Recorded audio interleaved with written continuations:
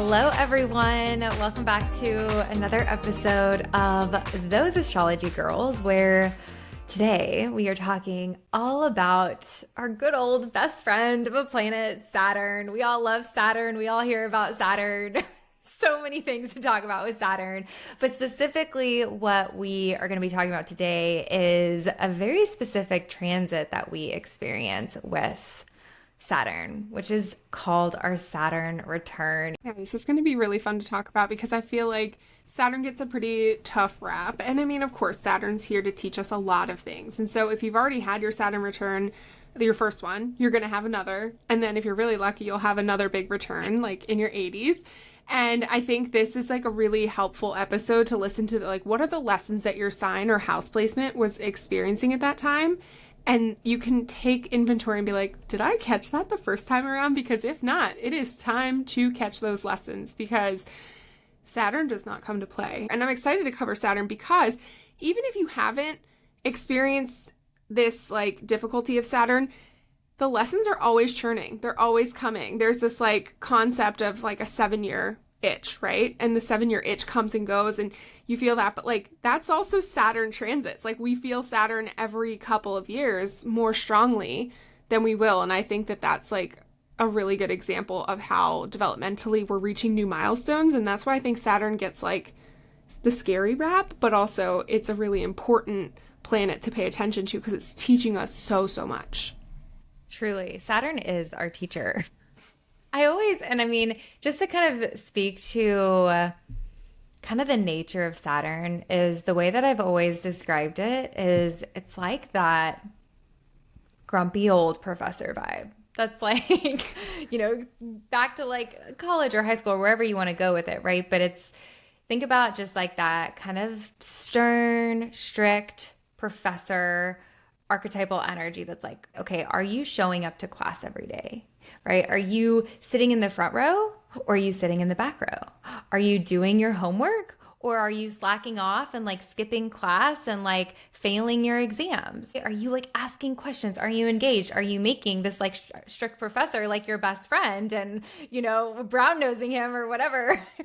Or are you, falling asleep in the back of the class? Like that's this energy with Saturn. And so it's like what our relationship is with Saturn, this Saturnian energy in our life, however it's showing up. Are we leaning in to the challenge, to having this kind of strict professor? Like, are we building a relationship with this strict professor? Or are we like so far removed and so far away and just like in denial and in avoidance and like, I'm not even going to go to class. Like, it's hard. Like, I hate this class. Like, peace out.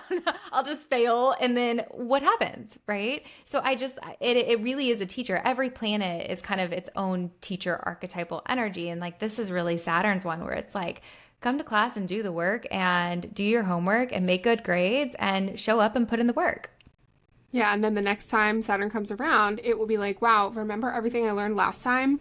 Perfect. Now I have that to like go off of. So when I go ahead and take this next test, I don't fail miserably or have to drop the class. It does kind of remind me in college, like when sometimes our schedules would kind of be made for us, like when those early years. And I remember like I had like the equivalent of 4 math classes in one semester. And I was like, this is going to kill me. Like, this is not good. I need to have a different option. And that was very like me not wanting to slack off or like be insane in mathematical calculations. And I dropped one of the math classes and I took a different class. I think I took like art history or something so that I could have a nice balance.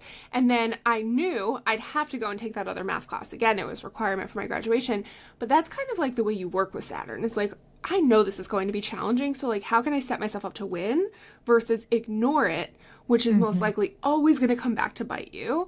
And we're hopeful that these lessons that we can share with you today will help you do that and navigate it a bit easier, even though we can't predict anything. Hindsight's always 2020. The good news is that we're working with Saturn our whole lives. So there's no lack of opportunity to work with this energy. Yeah. Every time we're showing up and we're speaking to these planets in this podcast, we talked about Pluto in the last episode, and today we're kind of exploring Saturn, and we've talked about the sun and the moon and the rising so far. Each of these planets on a personal level, they're really helping us understand this aspect of ourself. And so when we're thinking about this Saturnian aspect of ourself, it's almost like that inner strict professor within us. That's like, where do we need to kind of show up and like go to school and go to class and do your homework and do a good job and put in the work, right? Ultimately, it's like, it's about responsibilities. It is about where we are here to put in the work, where we are here to also grow from the work that we put in. It's like, you reap what you sow kind of thing. So if we're putting in the work and we're really, doing what we need to be doing with our Saturn energy, then there is rewards that come from that. And it also is somewhere that we can be really successful. If we think about even success in general, it's, working really hard and getting to where we want to be. We don't get to where we want to be in life by just like sitting back and just, dreaming our way there. Like there is a level of us putting in the work. And in this life, really thinking about Saturn in your own chart, looking at Saturn in your own chart and looking at, okay, what's the energy that my personal natal Saturn is in? And what house is my personal natal Saturn in? Because that's going to help us understand, what energy we need to really step into. It might feel a bit uncomfortable, right? Because again, Saturn's where we need to kind of put in the work. So maybe sometimes it's uncomfortable to put in the work in that area. But like understanding the sign of Saturn is going to help us understand that. And then understanding the house of Saturn is going to help us understand what area of our life we maybe is a bit uncomfortable and where we really need to lean into. Ultimately, it's a permission slip for us to lean in to whatever sign and house our personal natal Saturn is in our chart. Yeah, and if putting in the work or like showing up feels like hustle culture to you, like I get it because I've been there in corporate burnout and feeling like, oh, I've put in the work, I've showed up, I've done the things. I also like to think of like Saturn's just asking you to take grounded action. It's just saying put one foot in front of the other, put one foot in front of the other. Just don't give up. And that's where that Saturn lesson comes in. And, I think of this, it's kind of funny. I have well, you can't see it, but I have a Saturn like Christmas tree ornament that I keep in my office year round. And I love that. It makes me like think like, okay, like what limitations are you facing? Like what boundaries are you hitting? What edges are you hitting? Like how are you going to keep going? Like it's just a really beautiful reminder of that. And if you've ever used the emoji on your phone, that's like a planet with a big ring around it, that's Saturn, which I think is kind of funny, but Saturn has that unique look with the ring. And I like to think of Saturn's rings as being a way of saying like, how much can you expand and grow? Like, look at how much there is to grow. Other people can see that as a belt, something that's tightening, something that's boundaried. I think of it both ways. Saturn's saying, hey, these are your limits, like these are your edges. How far can you push them? How far can you go to the outer rings of what I'm offering? But if you're going to stay inside, you're just going to look at the rings from a distance. Yes.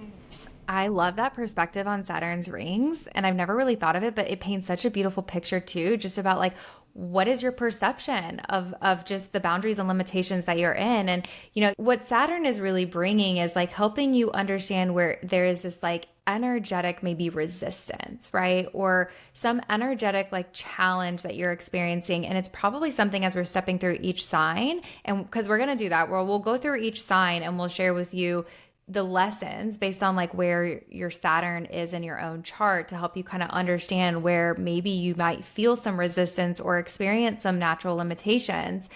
But this is very much too just something for you to really like sit with yourself. What is my relationship with this energy in my life? And putting in the work, like for me personally, my Saturn is in Aquarius. So for me, putting in the work towards my Saturn is kind of just about leaning into this energy of letting myself be different, letting myself stand out. Aquarians are very different energy. And for me, there's an aspect of this energy that I'm uncomfortable letting myself be different and stand apart from the crowd. And so for me, it's not about like hustling my way through life, but it is a permission slip to like, this is really uncomfortable. It's uncomfortable for me to sometimes put myself out there in a way that's really different. And that really just like stands out from other people. But also at the same time, like, yes, that's uncomfortable, but it's a permission slip for me to like lean into that discomfort. And that's the permission slip that Saturn gives us. Yeah, the permission slips that Saturn offers are huge. I think they're breakthrough moments in our lives to realize, oh, it doesn't have to be this hard. or it doesn't have to be this way. Like, you choose, this is your adventure to choose. And I love that you said, like, about having Saturn in Aquarius, that this is asking you to be okay with not being like everyone else. And I can imagine at the young, ripe age of 28, when you hit your Saturn return, because that's usually when, most people experience it, depending on what degree your Saturn hits, that you're probably like, I don't want to be different. I don't want to face this music that I'm a little bit, different, and that I want to have a different lifestyle. That must feel really jarring. And I mean, my own Saturn return, I thought I was working really well with it. I thought, oh, I'm just doing great with Saturn. I didn't, who says this 28 years old is like a tough time? I'm great. I was getting married, all this stuff. Well, then 29 came and I was like, oh, okay. Yeah. This year's going to be difficult. Like, the Saturn lessons for me came a little later. Like, the music started to play a little later for me. The soundtrack was really turned up when I got a little bit through that 28th year. And that's when I started to experience my lessons. And I think, personally, it's an opinion, but I think that the fixed signs, so Taurus, Leo, Scorpio, Aquarius, Saturns, have a bit like more stubbornness to them, and that they don't really experience the lessons of their Saturn return like until they're like midway through. And then they're like, oh, like, we go kicking and screaming. We're like, no. Like, no, there's no changes happening here. Everything's great. I'm super happy and successful. And then they're like, Saturn's like, I'm here. And you're just like, oh no, what do you mean you're here? What's changing? Like, kind of that fixed element, I'm on the road, like, do not distract me type of vibe. Saturn is here to disrupt that. And that's exactly what you probably felt with Aquarius, because it is a fixed sign. Yeah. Oh my gosh. Yeah. Well, and I'll just keep this short and sweet, but during my Saturn return, I didn't even know about astrology at that point, but that's when astrology and human design, and that's when I became spiritually awakened completely. Like, and I always say, like, astrology and human design found me, and they did during my Saturn return. And it was also really hard for me to accept just this inner transformation that was happening. I'm going from this CPA accountant to this like woo-woo astrologer, human design nerd. Like, what? So yeah, I struggled even merging those two lives of being in the corporate world and then being this spiritual woo-woo girly. And yeah, I mean, gosh, so much I could share there. But I think too, even just speaking to what you were talking about with the age of, a lot of times around 28 and like the big lessons that we learn, that's because like at the moment that we were born, wherever Saturn was, by sign and by house is what is reflected in our chart. But then Saturn keeps moving up in the sky, and it takes 28 to 30 years for Saturn up in the sky to make its way back to the exact point in time that it was when we were born. And so that right there is what we call a Saturn return. And that happens every 28 to 30 years is when Saturn makes its way back to the point that it was when we were born. And that Saturn transiting our natal Saturn is like, that's a really big deal. And that's when it's almost like, okay, Saturn's coming in to show you the lessons that you came here to learn in this life in like a really big way. It's like, they're going to show up and you're going to have to face them. And it's like, okay, what am I here to learn? How am I here to grow? Yeah, and just to put it in perspective, like Saturn takes 28 to 30 years to go around the whole natal wheel. So think of it like a big clock. And the sun does the same thing in 1 year. The moon does the same thing in 28 to 30 days. So this is happening all the time, but Saturn's really taking its good old time. And there's even more planets that take even longer. Like we talked about, Pluto takes 284 years to make its way around, which means we'll never have a Pluto return.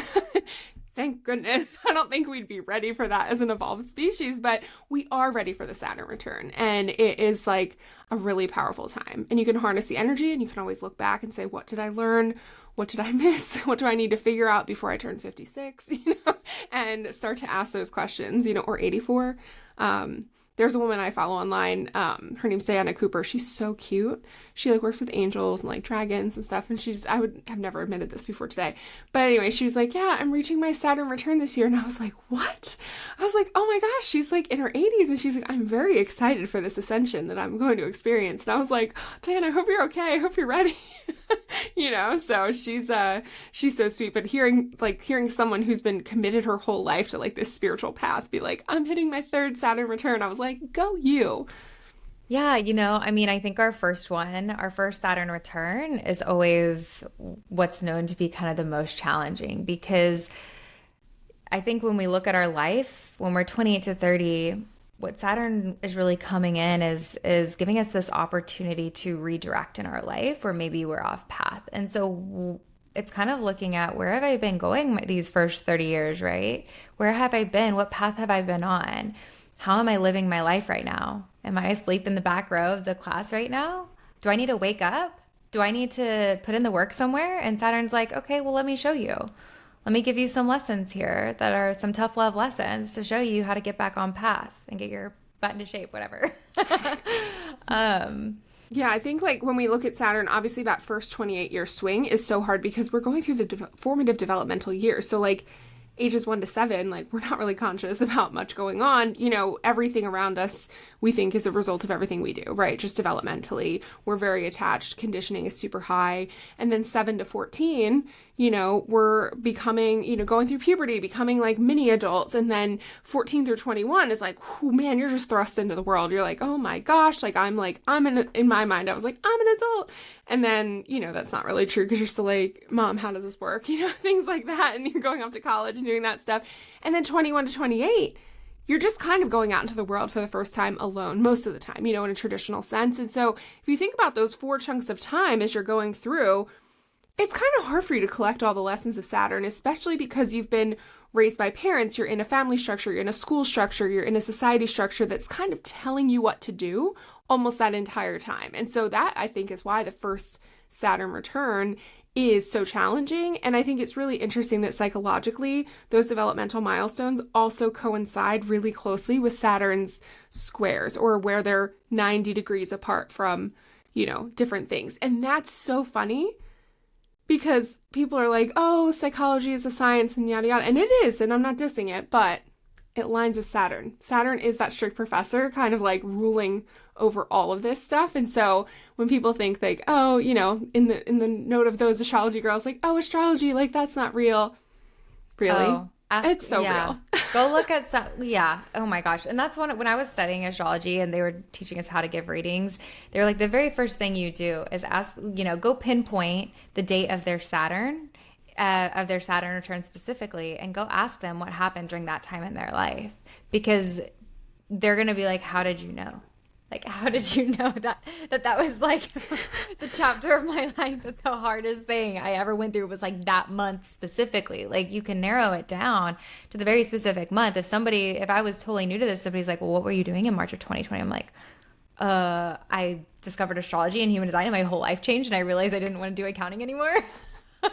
Just a few things, just a few notable items.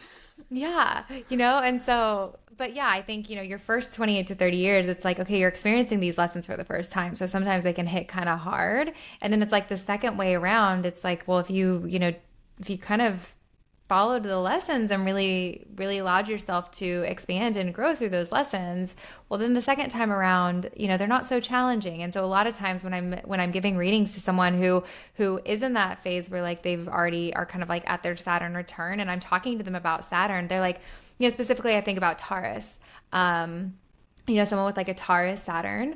I've seen someone older with that where I'm like, what's your relationship with like slowing down?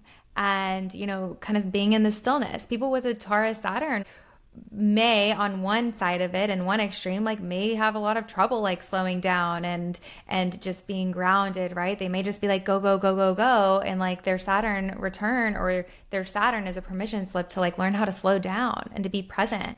And so when I've been talking to someone who has a Taurus Saturn, she was like, yeah, that was like a huge challenge for me. She was like, but I'm totally past that. She's like, I'm in this place in my life where like I embrace the slowness and I'm able to slow down. And so that's what kind of our Saturn is ultimately, like as I keep growing, it's like my Aquarian energy. I'm like, yeah, somebody could say, yeah, you're here to be different. Like you're here to learn about being different. I'm like, I did. I learned how to be different. I embrace being different. I embrace standing out. So that's really the growth that comes with Saturn, is as we continue to evolve through life, we get to be more comfortable in that energy and what Saturn has to share. And then Saturn's not so strict and we become super best friends with our Saturn. Yeah, at the end of the semester, you and the professor are fist pumping each other on the Oh way yeah. out. You're like, "Hey, thanks so much for that. Like, see you next time," you know. And then he's like, "Give you a +1 on your test." You Yeah. know, good job. You realize it's all a facade that the professor comes in, but like really behind, closed doors, he's like your best friend. And he's like, hey, you did really great this semester. Good Yeah, job. cheering you on, and you just can't hear him. He's like, "Oh my God, you can do it! Like, this is so good."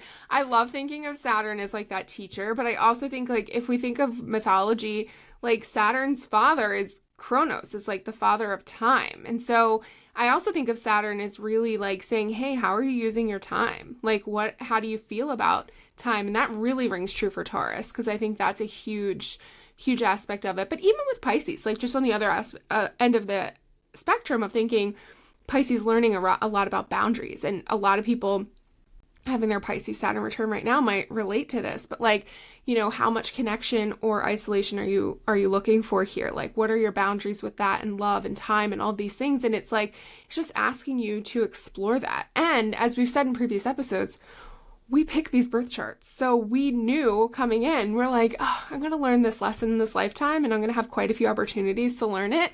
And looking at my own Saturn, I'm like, really? I chose this? Okay. Cool. Thanks so much, future or past Nicole, for deciding this. It's just really a good opportunity. And even when we were researching for this episode, I was looking at my own Saturn return, and I was like, oh man, that was a doozy. That was like you discovered astrology and human design at that point, or it discovered you. I went through this dark night of the soul at that same time, just a little later in my Saturn return, like right afterward. I think I ignored it, like big earmuffs, like la la la, I can't hear you, I'm too busy working. And I went from being super ambitious to like, I don't want to do anything.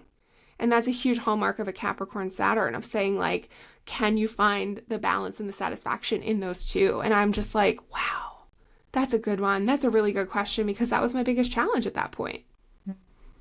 Yeah. And a lot of the ways that Saturn really shows up too, it's like a lot of times people's Saturn returns, they might include a big career change, having a baby, getting married, moving houses, moving, somewhere completely new. It's like all these like big milestones a lot of times happen around, our first Saturn return. And it's also thinking about too, like if that was one of the things you experienced during your Saturn return, thinking about what was like the lesson that I took away that is like very much tied to your Saturn energy in your chart, which again, we'll go through as we step through. But if you don't know your Saturn, we'll definitely leave in the show notes for you a link where you can go look up where your Saturn is by sign. And then also be sure to look into what house placement your Saturn is in. And as we're talking through each one, we'll point out, if your Saturn is in this sign or this house, make sure to look here.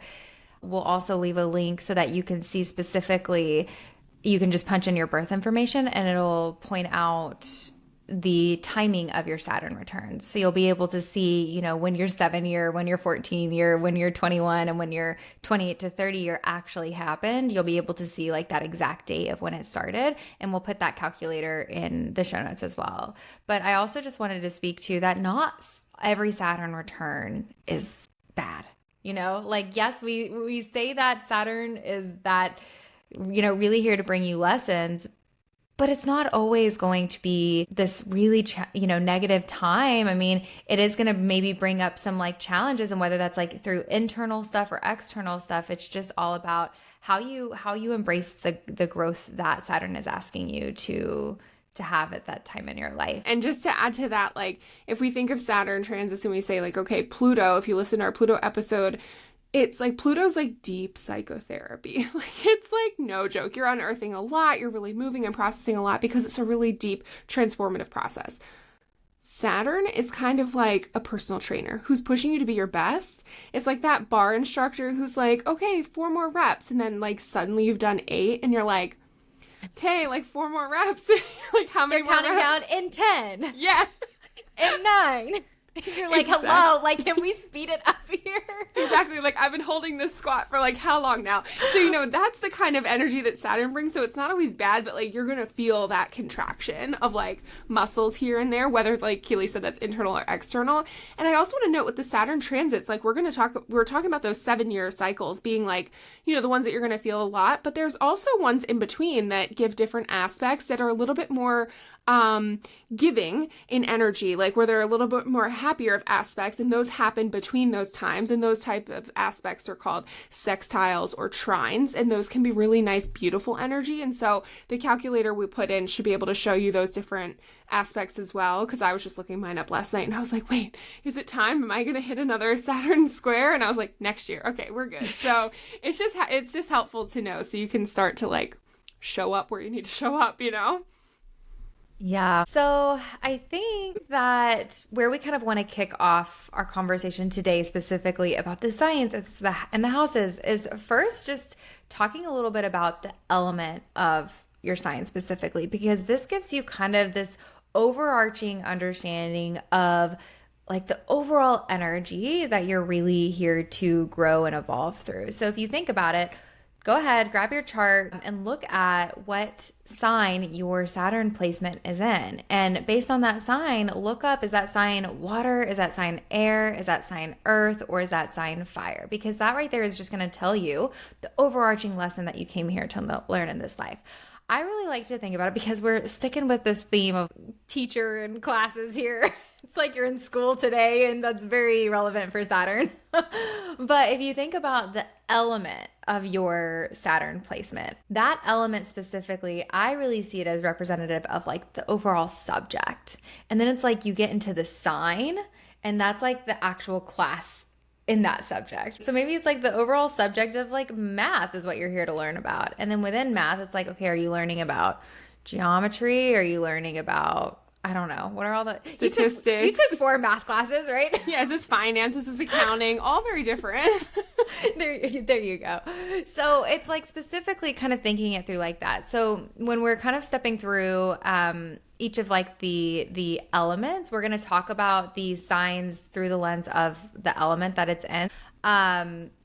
And yeah, just like take that into consideration and really feel into, okay, am I here to learn about air, relationships, water, my emotional body, fire, like how I'm using my energy, and earth, like being grounded, like on the most general basic of levels. Just kind of think about it too. Like that's kind of the subject you're here to learn about.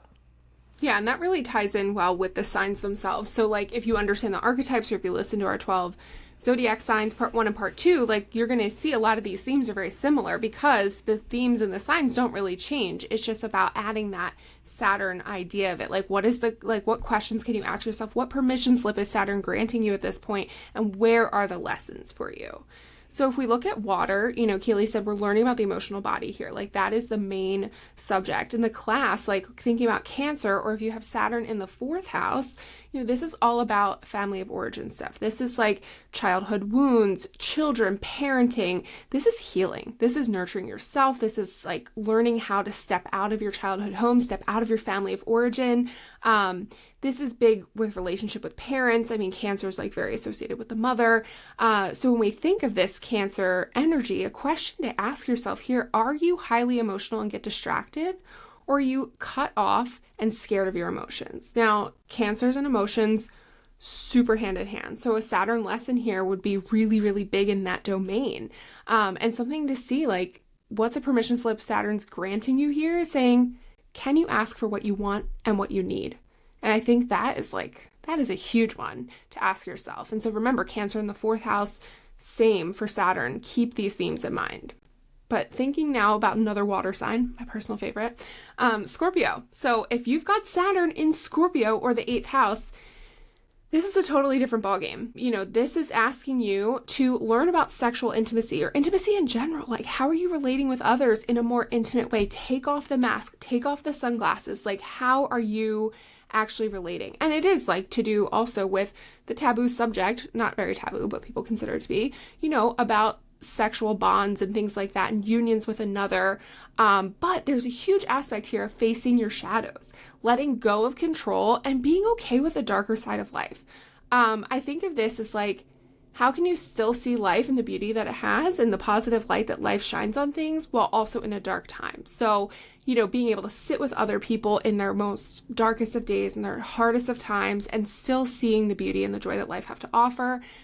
Very Scorpio tendencies here, but this is asking you to like confront that part of you that maybe you were told like is not okay. We're here to tell you it's okay. You know, and Scorpio for sure, or 8th house, is saying you have to look at this. A question here is like, are you willing to deal with the addictions that you might have, love of sex, dark side of your psyche? Or are you avoiding these things? Because it's very real, I think, in our society for people to avoid these things and to not just face it and to like really be like, oh, when I face this and I welcome these shadows in, they become so much more less consuming in my life.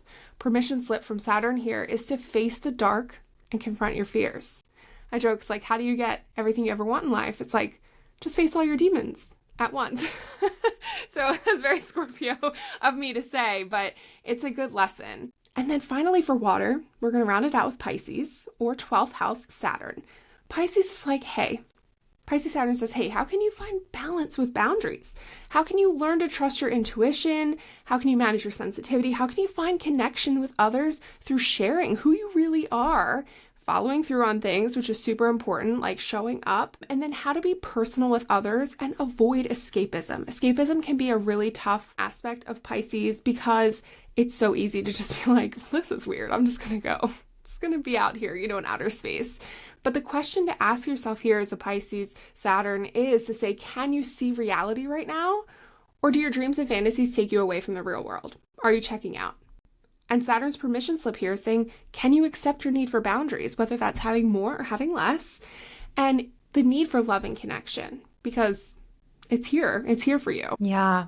One of the things I was thinking about too is before we hopped on this podcast, I was telling Nicole, I was like, so are you going to do water? Because gosh, like thinking about the lessons in Scorpio, again, only have Pluto in Scorpio, and that's such a generational placement. So when I was, thinking about like the Scorpio lessons, I was like, oh gosh, there's so much darkness like there to really feel into. It was so interesting because Nicole was like, oh yeah, no problem. Like, I got it. And I was like, is that not too deep for you? She's like, no. She's like got so much Scorpio. I just think it's so interesting how we just have different relationships with these signs based on our planets. And that was like a prime example of Scorpio right there. It is. And what I want to add that I actually forgot to add for Saturn and Scorpio is that there is this element of like healing through pleasure and like enjoyment. And I feel like when I tell clients that, they're often like, oh. And I'm like, just think about it. just let it land, And like Keely's like, no, this is so uncomfortable. Well, I was also thinking too how interesting that you have a Scorpio sun and I have an Aquarius sun. And when you think about emotional wise, like how those two signs, it's like Scorpio is the sign of literally emotional depth, and Aquarius is the sign of emotional detachment. I'm like, if we are not like the perfect balance of that perspective of like, Nicole's willing to go way into the deep, and I'm like, let me just like stand out and just see things more logically and like be in my head about it. And thank goodness for the balance, because guys, if it was just me doing this podcast, you'd be like, we're way too far in. I love it. Okay.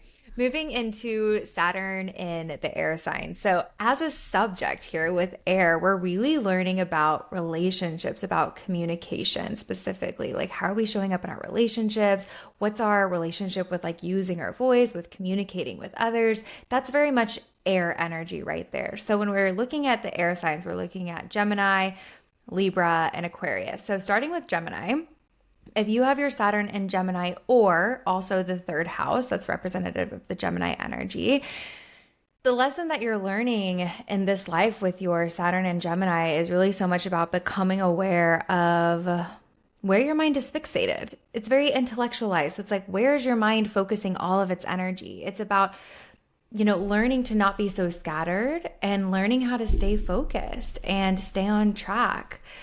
This also is very much an energy of just your connection to consciousness, to just source energy and how to just manage the mind and deciding what to focus on. All of these are really core themes of like the lessons that you're learning. When you think about the question to really ask yourself right now with your Saturn and Gemini, it's where are you letting confusion run the show? Where are you letting your mind's chitter chatter take over and consume you and confuse you? And how can you take responsibility for your thoughts? Not being a victim to your own thoughts, but really stepping into the leading energy of your own mental energy, of your own thoughts, and take responsibility for what's happening. I feel like breath work, meditation, all of those tools are a really incredible way to just kind of bring yourself back into present moment, and also like have the ability to just like support your process and being able to manage your thoughts in a really powerful way. Meditation, I think, is so key for that. So for Libra, the lessons in Libra, or also the seventh house, so much of that is about learning about relationships. Libra is literally the sign of relationships. So if you have Saturn here, you are here to learn about relationships. And you're learning from your mistakes too. It's like, through connecting with others and engaging with others and being in relationship with others, like you're literally learning about the other in this life. You are really learning how to be in commitment, stay committed into the partnerships that you enter into, the relationships that you enter into, or not, right? Like not every commitment is meant to be, last forever. And so it's also learning how to not be in this energy of like people pleasing and like staying in something far too long than you are meant to, but like what is a healthy commitment? Right? So much of this is like just in this higher octave frequency of relationships. Like, what does it look like to be in a healthy relationship?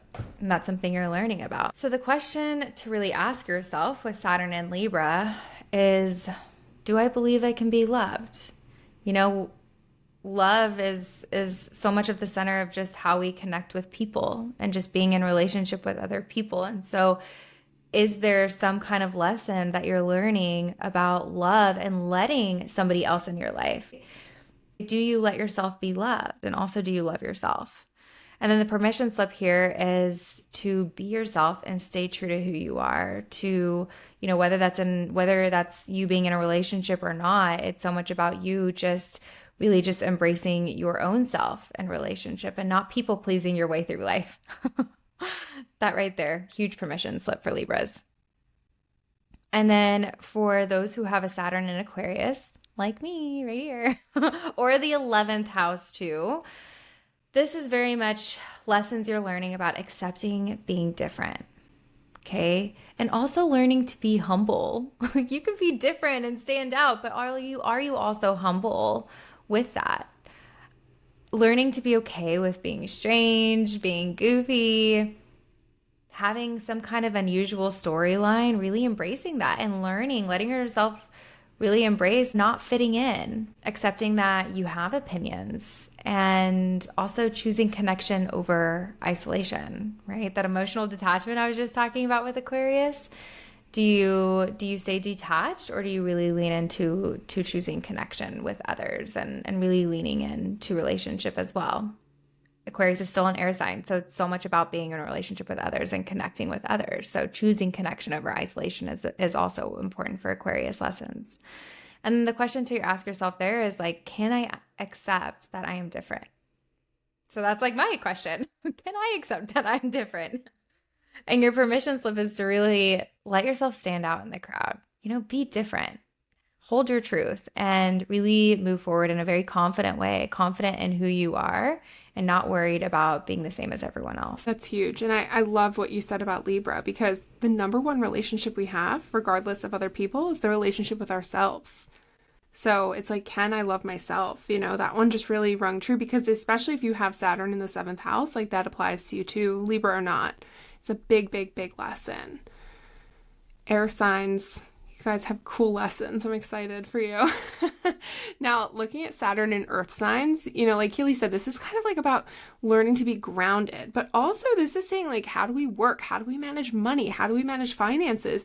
How are we grounded in our body in this human form? Like this is about being in the human body, and very, I would say, human lessons. So thinking about Taurus, if you have Saturn in Taurus or in the 2nd house, I have Saturn in the 2nd house. So this is really a big one for me, learning how to slow down, how to play the long game. Can we realize that this strategy is happening over a long time?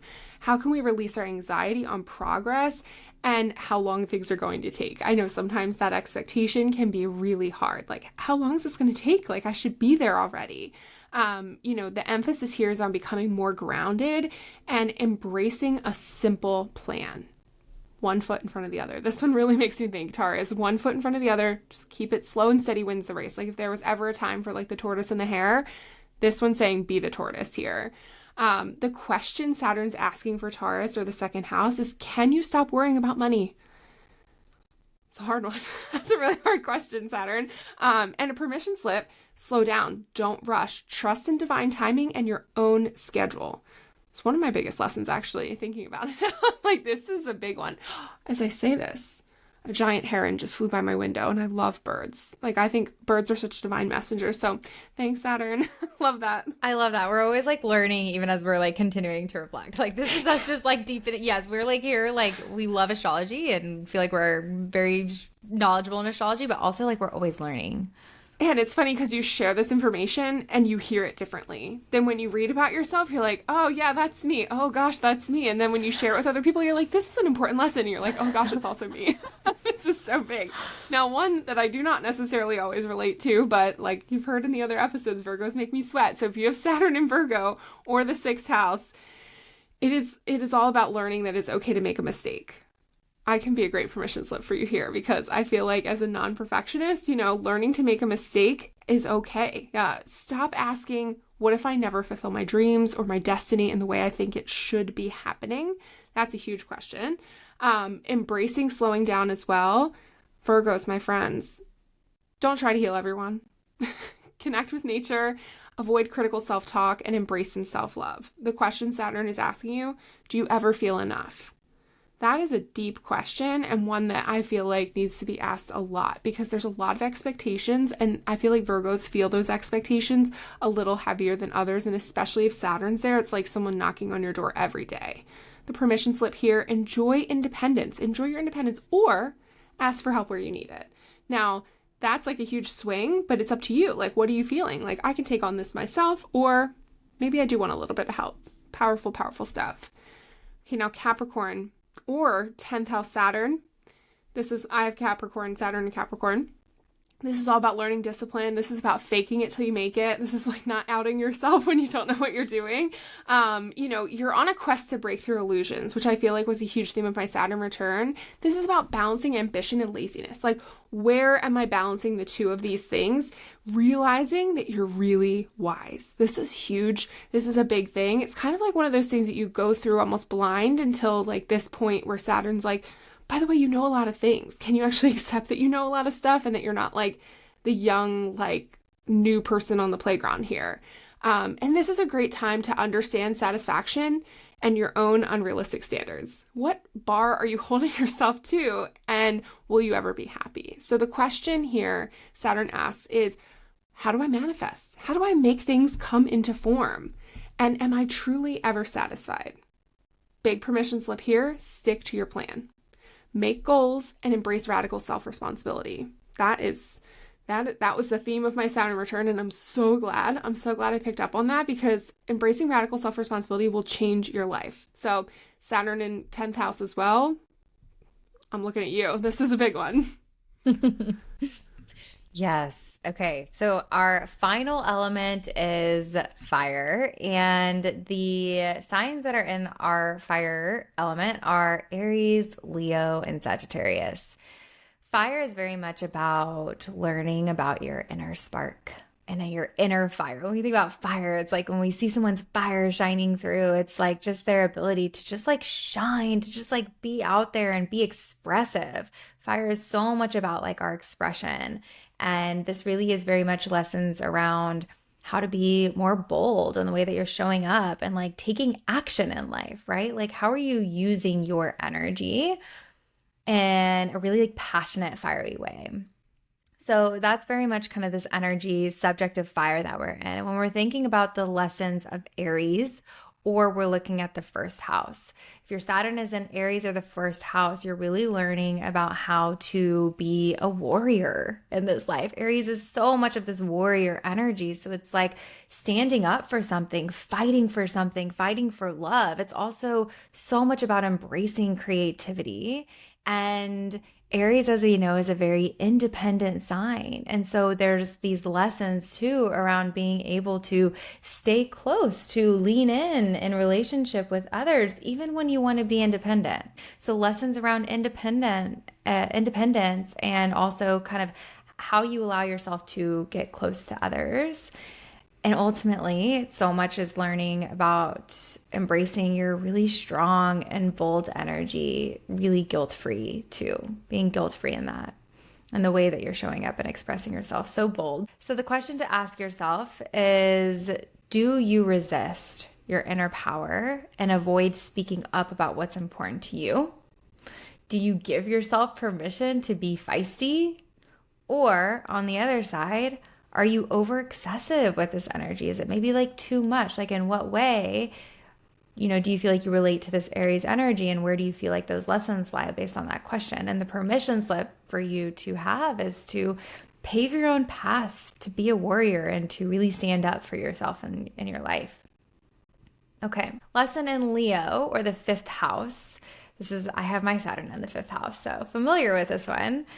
The lesson that you're learning is all about how to feel good being in the spotlight and having the attention on you. If you have your Saturn in Leo and you are so uncomfortable being in the spotlight, know that you have a lesson in this life about just feeling good in it. Okay.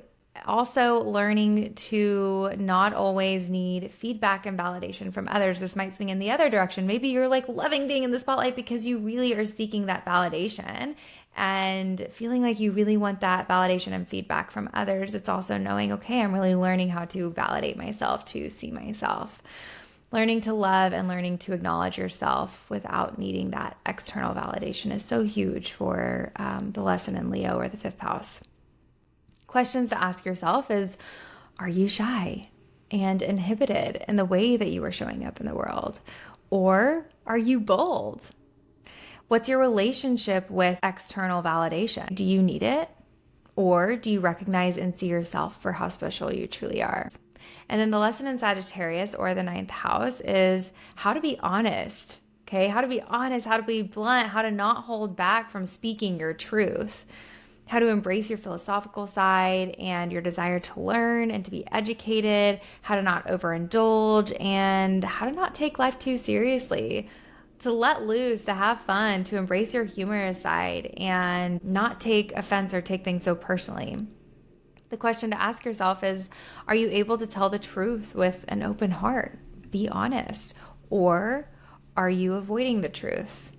And your permission slip is to be honest, to be blunt, and to not hold back when speaking your truth. So good. Fire signs. There's a lot of recognition in that whole ask of Saturn. And I think it's beautiful because it's like fire really is, like you said, all about that spark. And like, can you see the spark in yourself? And I think all of those lessons are so related to that, and just really tapping into what do you want?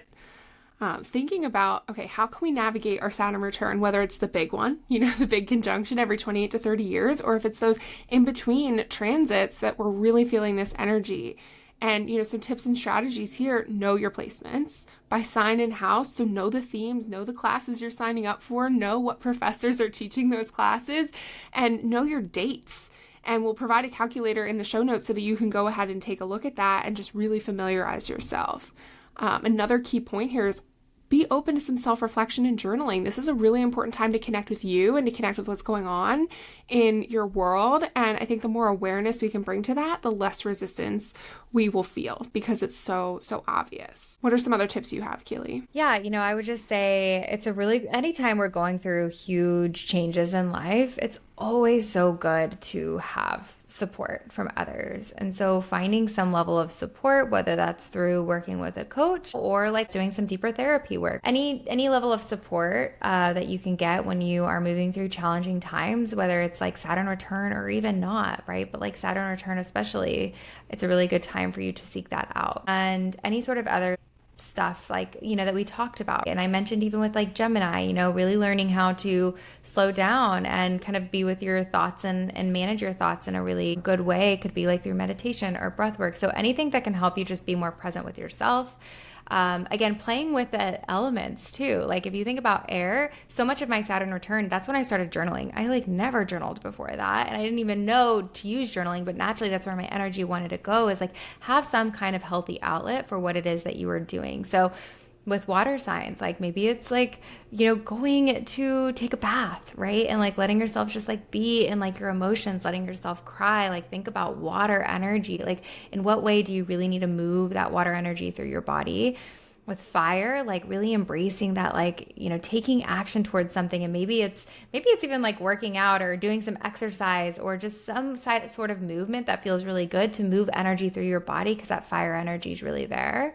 That could be a good self-care practice there. Again, like with air, it could be like, talking to a friend or to a coach or to a therapist or something like that, or even like journaling. And then with earth, gosh, I feel like even just putting yourself out in the like grounding and like being out with the earth and like planting, which Nicole knows all about.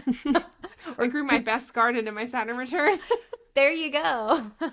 Get your hands in the soil. That second house, like Taurus, it's like just finding ways to just kind of bring that energy and move that energy through your body and through your life. Yeah, my first astrologer ever told me, she was like, Saturn transits love you to use your body. And I mean, maybe she was specifically speaking to me because of my Capricorn Earth, second house, Saturn, but, using your body in a way that is like helpful. She was like, lift weights. Saturn loves lifting weights. And I was like, oh, you would have been helpful like 2 years ago. I was in the thick of it. I was lifting dirt instead, so it worked out. But it's like, it is a really important thing to embrace the lessons and the challenges that Saturn is offering you in the best way you can. I always say "and" is a sacred word. You can have great joy and great frustration. You can be so happy and you can be so annoyed at the same time. And so if you can really think of Saturn as just like embracing that and know that it is temporary and that is really giving you lessons to make you stronger. And the next time they come around, you're just going to be so much more prepared. And what Kaylee said about journaling, if you're like me as a Scorpio, I never journaled and kept them.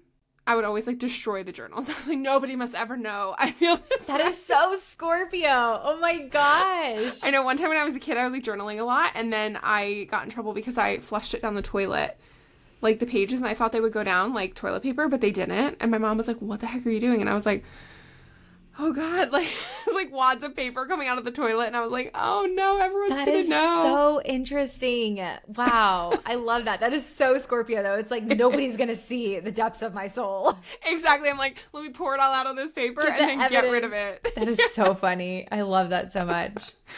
So embrace all your sides. Totally. All right, you guys. Well, thank you so much for joining us today and listening into this conversation all about Saturn and Saturn returns. We really hope that you enjoyed this episode and took something valuable away about your own astrology and some of the big life lessons that you came here to learn about in this life. If you love today's episode, we'd love to ask you to rate and leave a review for the podcast so that we can continue to help others find us. And also be sure to share this podcast on your social media if it feels good for you to do so, in order to just spread the love and get those Astrology Girls podcasts out there. Also, be sure to follow us over at Those Astrology Girls on TikTok, which we are on as well, and Instagram. And don't forget to tag us if you do have any shares. So thank you guys so much for joining us again, and we will see you next week. Bye.